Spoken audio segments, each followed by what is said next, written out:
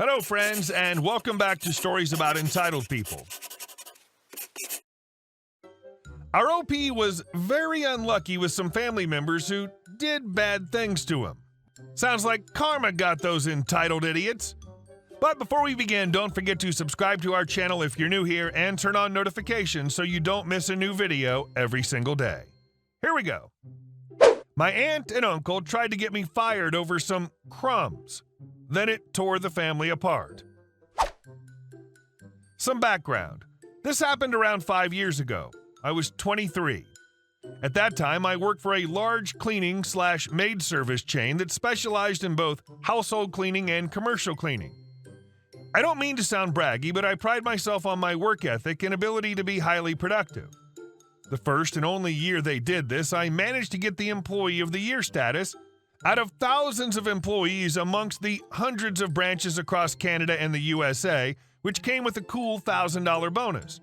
I was good at my job, did special little things for clients like fancy towels/toilet paper folds, nice vacuum lines, and was requested very often by clients.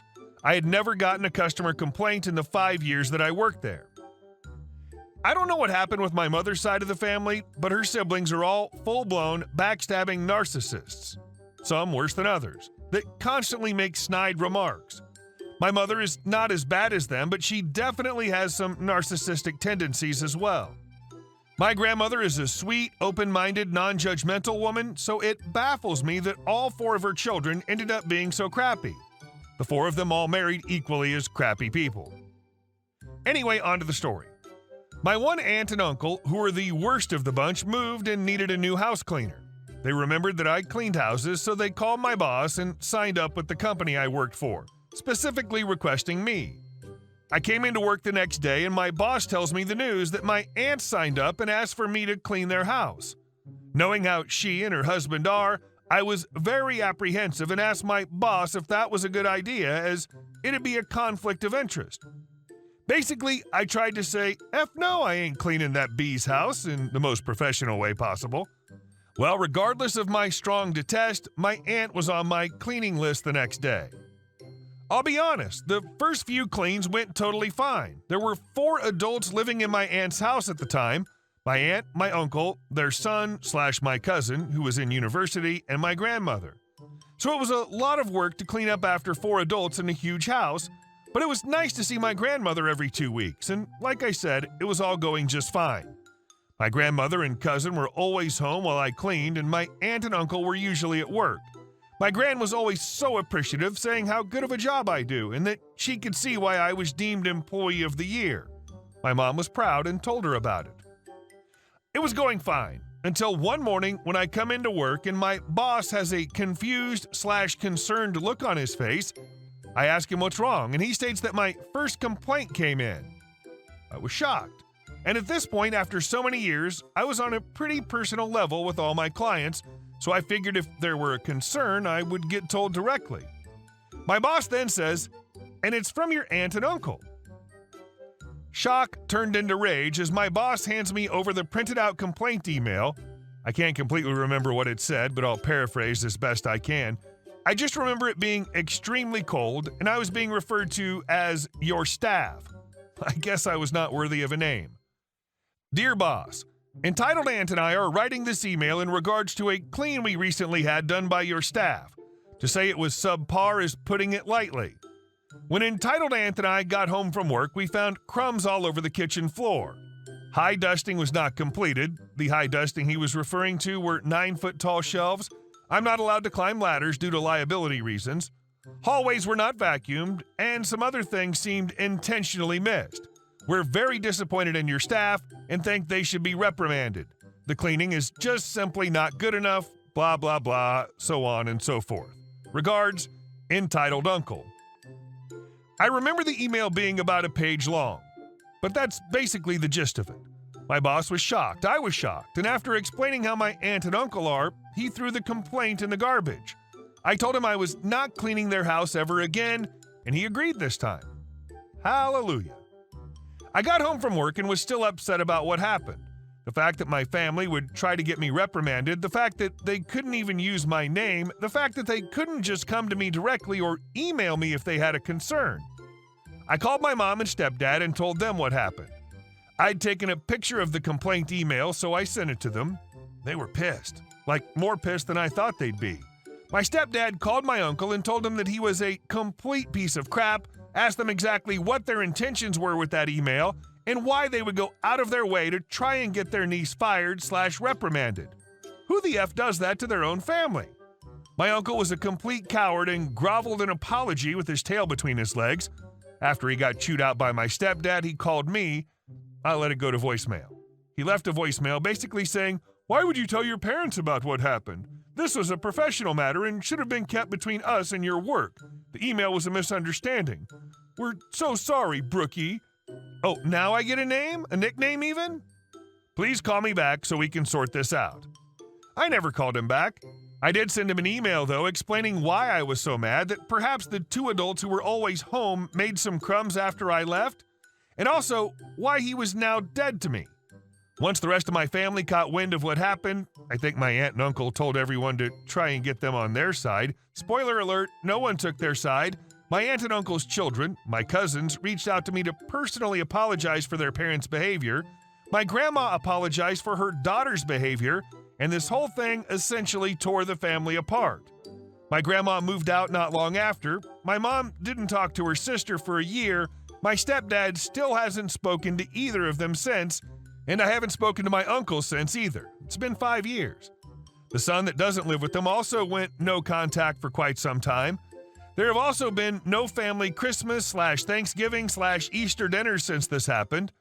Everyone knew that they were both POSs, but I guess this was just the straw that broke the camel's back for a lot of my family. Wow, such pointless, stupid cruelty. These are clearly miserable people who can't manage to feel anything good about themselves unless it's by tearing other people down. And our next story. Everything is urgent all of the time. You have to prioritize everything. I recently left a job where I had a really toxic relationship with my boss.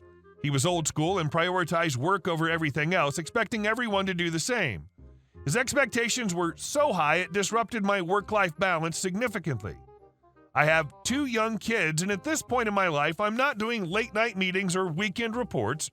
The company worked from home 50%, except my boss didn't believe in work from home, so we were 100% in the office even when COVID was at its highest and the city was flooded and the commute was dangerous. We were the only team of about 50 in the office. I told him I was overwhelmed, that I had too much work to meet all deadlines, and he told me that I have to prioritize everything because everything is urgent. When I asked what's most urgent, what should I do first, he told me everything.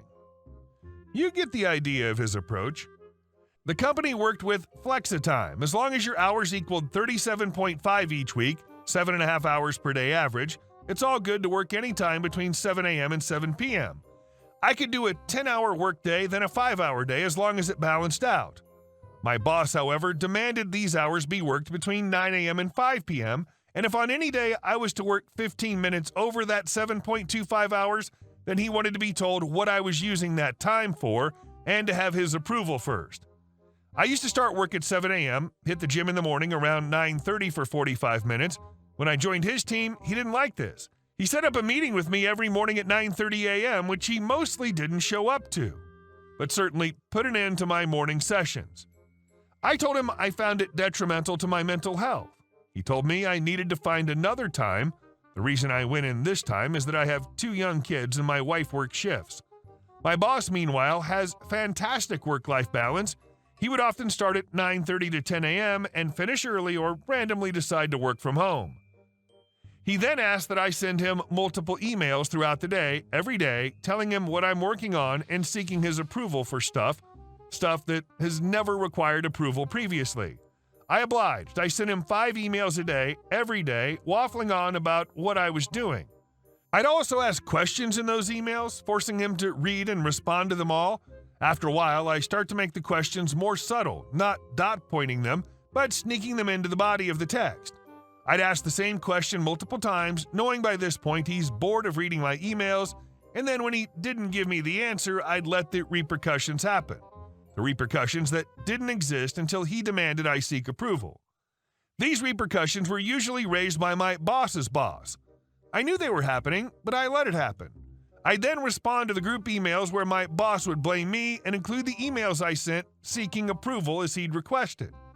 This became a fairly frequent occurrence since I was sending 25 or more emails a day, which seriously was a huge chore on top of my high pressure, about $200 million worth of contracts annually roll. I had a really good reputation in the office for my work. Everyone seemed to respect me but him. His manner with people wasn't always appreciated. He would set arbitrary deadlines, and then half them for seemingly no reason. When I refused to enact those, I often had to hand those deadlines on. Citing anti-bullying policy, he'd tell me to just get it done. I understand that I wasn't the best, most obedient employee, but he made me this way with his micromanagement. Eventually, I found a new role elsewhere. I demanded an exit interview where I explained how I don't believe he managed his team in accordance with the company's intentions, how I'd expressed a concern for my mental health, and he offered me no compromise, how he purposely booked meetings to disrupt my day, and how he demanded I email him over and over, and asked approval for 15 minutes of flexibility on start and finish times. The lady from HR had recently encountered my boss, and it wasn't pleasant. He was abusive to her, and she already had his crosshairs on him. I recently met up with a colleague from that team. A week after I left, my now ex-boss was demoted, no longer manages anybody, and has a much stricter schedule himself, now that he reports to someone. My old team are now much happier and much more productive. Guess who applied for the now vacant role as his boss? Yup, it's me. And our last story. Roommate was stealing my marked leftovers. Title's pretty straightforward, but I'll elaborate. My old college roommate didn't know how to cook or do dishes and didn't go food shopping much. This led to him eating my food, especially my leftovers, as those were prepared meals. I would use my leftovers to meal prep for the week and told him to stop as it was expensive as well as inconvenient. The behavior did not stop, and he actually seemed to be eating more of my food out of spite. To punish him, I baked a chocolate cake with habanero peppers and mixed the frosting with wasabi. I labeled it with my name and a bold "Do not eat" and waited. This guy has a very low tolerance for spicy foods, so I thought he'd take one bite quickly and realize the error of his ways. About 2 days later, him and a couple of friends got really drunk while I was at work and decided to dig into my food. Somehow, they ate about a third of it before realizing.